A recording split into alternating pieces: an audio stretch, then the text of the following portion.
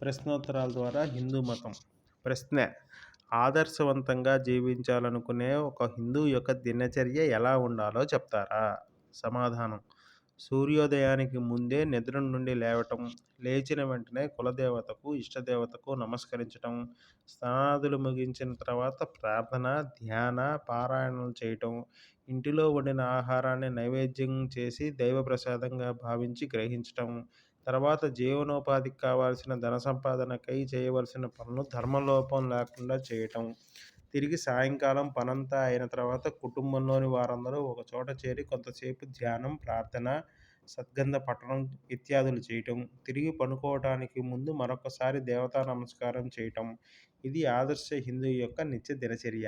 ఇంతేగాక అప్పుడప్పుడు దేవాలయాలకు వెళ్ళి దైవ దర్శనం చేసుకోవటం, వ్రతాలు, ఉత్సవాలు, పండుగలను అర్థం తెలుసుకొని ఆచరించటం, జీవితంలో కనీసం ఒక్కసారైనా తీర్థక్షేత్రాలకు విధిపూర్వకంగా యాత్ర చేయటం, బీదలకు, పేదలకు, మఠాలకు దాన ధర్మాలు చేయటం, అన్నిటికన్నా ముఖ్యంగా వ్యక్తిగత జీవితంలో, సామాజిక జీవితంలోనూ నీతిగా, పరిశుద్ధమైన జీవనాన్ని గడపటానికి ప్రయత్నించటం, ఇవి కూడా మనం ఆదర్శ హిందువులుగా తయారవటానికి సహకరిస్తాయనే విషయాన్ని మర్చిపోకూడదు.